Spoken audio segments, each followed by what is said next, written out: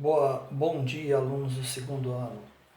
Hoje nós vamos ver a aula número 5, as teorias geossinclinais, ou seja, teoria da deriva continental e teoria das placas tectônicas.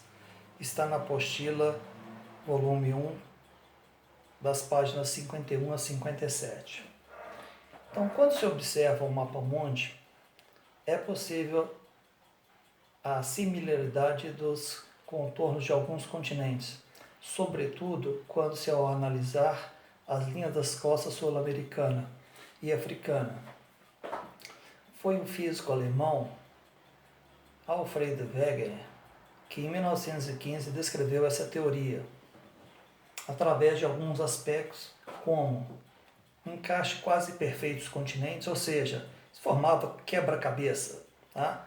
A parte nordeste do Brasil encaixava quase perfeitamente na parte ocidental do continente africano, e assim sucessivamente. Outra semelhança que nós temos é a ossada de animais encontrada nas próximas às costas de cada continente. Tipo de estrutura geológica, tá? Ou seja, geoformologia idêntica também nas bordas desses continentes. Outro também está relacionado à associação de ossada de animais encontrados nessas áreas e os climas muito próximos ou paleoclimas existentes nessa região. As correntes de convecção sobre o manto foi responsável pela fragmentação dos continentes, que nos dias atuais ainda se movem.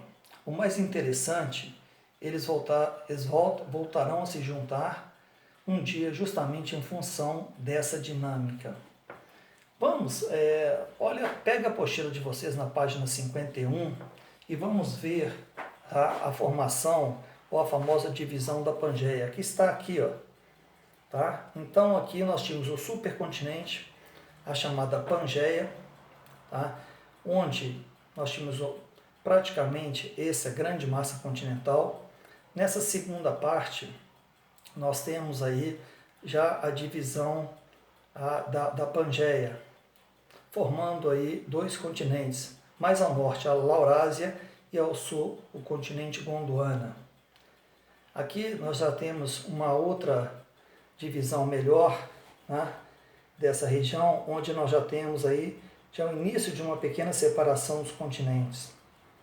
Nessa terceira, nós temos aqui quase a posição atual, vendo que nessa posição aqui nós temos a Índia indo em direção ao sul da Ásia para se encaixar. E aqui a formação atual dos atuais continentes aí. Vamos ver um pouquinho, tá? Falar, já que eu já mostrei para vocês, a divisão do supercontinente Pangeia. Ocorreu no período Permiano, a fragmentação se deu na era Mesozoica, no período Jurássico, formando dois continentes, Laurásia e Gondwana. A Laurásia é composta pela América do Norte, Europa e Ásia, e a Gondwana na América do Sul, África, Índia, Austrália e Antártida. Só no Cretáceo houve a separação da América do Sul, da África, da Austrália e da Antártica, e a Índia indo ao encaixe da Ásia. No último mapa, tempo, atual localização dos continentes, que não estão estáticos, e eles se movem a aproximadamente 18 centímetros por ano.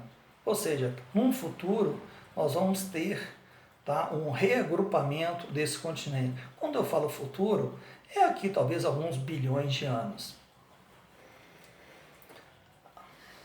A teoria das placas tectônicas remonta do início do século XX, com as ideias do físico alemão Wegener, cuja base foi a sua obra A Origem dos Continentes e Oceanos.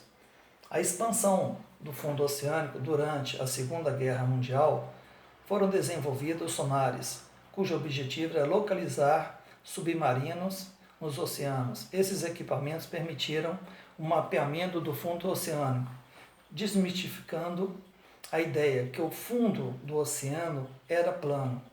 Por meio das imagens obtidas, descobriram fossas marinhas e elevações montanhosas. Como exemplo aí, uma das maiores cadeias montanhosas localizada entre a África, o continente americano e a Europa, que é a cadeia dorsal mesoatlântica.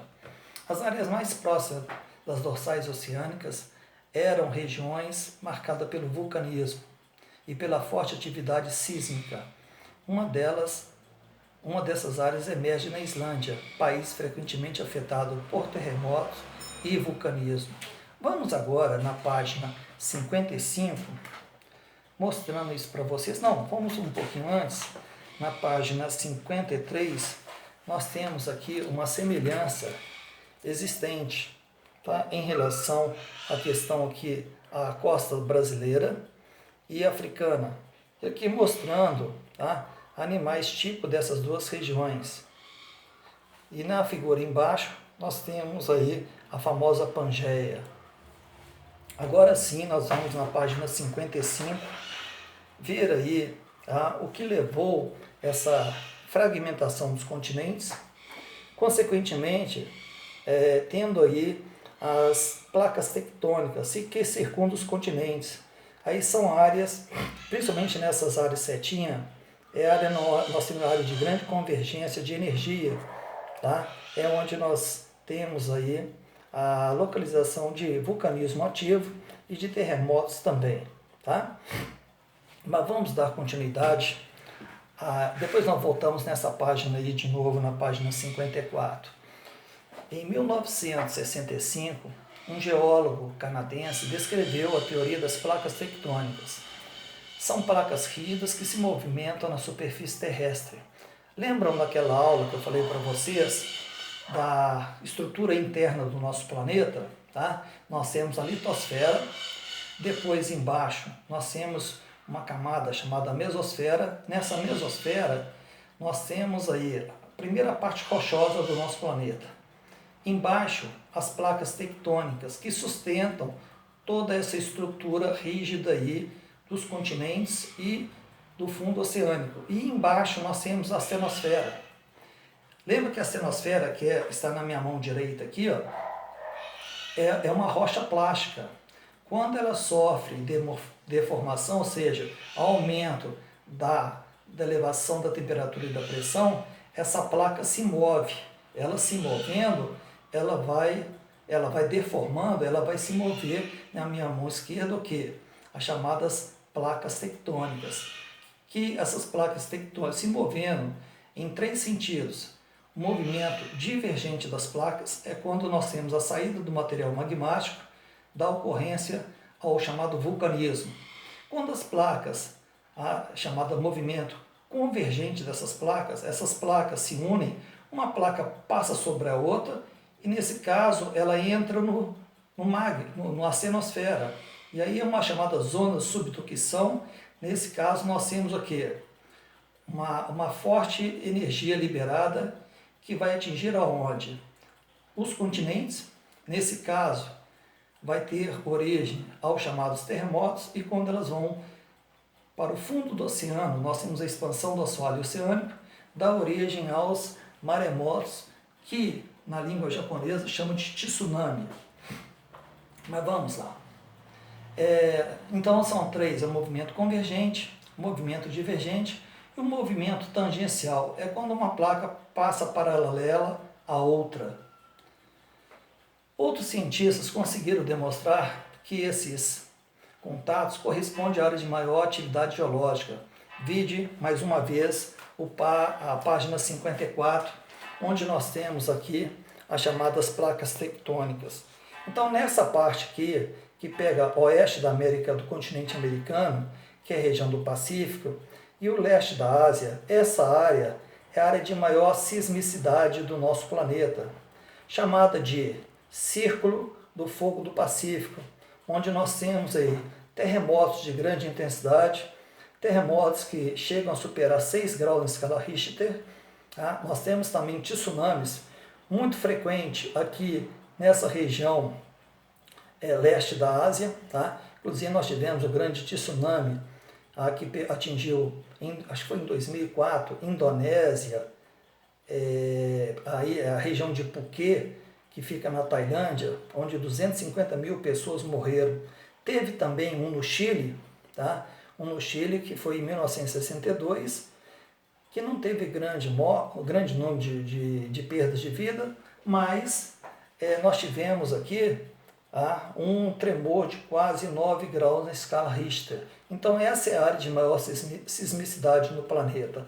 E também um outro país localizado nessa região aqui, tá? Leste da Ásia, principalmente Indonésia e mesmo o Japão, tá? São arquipélagos de origem vulcânica, onde nós temos aí uma grande quantidade de vulcões ativos. A exemplo, que nós tivemos aí o vulcão Pinatubo nas Filipinas, que durante um ano lançou cinzas na atmosfera. Então essa é a principal área de ocorrência. Também essa região aqui, no contato da Europa com a Ásia, nós temos a placa euroasiática com a placa indiana e a placa africana. Conjuntamente, essa região é a área também de grande sismicidade do nosso planeta. Em relação ao nosso país, o Brasil, porque o Brasil, olhando nesse mapa, tá? Ele está localizado aqui, ó, nessa região, ele fica entre as placas tectônicas, então ele não faz parte do contato aí dessas placas, que esses contatos de placas é onde você tem uma força exercida pela natureza. Por isso, explica-se no Brasil o que? A não ocorrência de tremores em relação às placas tectônicas. O que nós chamamos de terremotos, muitas vezes são abalos sísmicos ou acomodação das camadas internas da Terra. Tá? Então o Brasil está no centro de placas tectônicas. Um outro fator que nós podemos falar em relação à não ocorrência de terremotos no Brasil é devido à estrutura geológica do nosso planeta. Das 3 estruturas geológicas, que são os escudos cristalinos, as bacias sedimentares e os dobramentos modernos, o Brasil não apresenta dobramentos modernos. Tá? Dobramentos modernos, nós temos 5 principais dobramentos que são áreas de grandes elevações do planeta. Na região nordeste da África, pegando aquela região de Marrocos, Tunísia, Argélia, nós temos a cadeia dos Atlas. No leste da América do Sul, nós temos a Cordilheira dos Andes. No leste, não, oeste da América do Sul, a Cordilheira dos Andes. No oeste do Canadá e Estados Unidos, as Montanhas Rochosas. Na região centro-sul da Europa, a região dos Alpes. Tá? E nós temos aqui, aqui na Índia, junto com Nepal, Butão, há uma outra grande cadeia do Himalaia, a grande cadeia do Himalaia, onde nós temos o Everest, o chamado teto do mundo, com 8.850 metros de altitude. Essas áreas aqui são áreas recentes do ponto de vista geológico, são áreas susceptíveis à ocorrência de vulcanismo ativo e terremotos frequentes.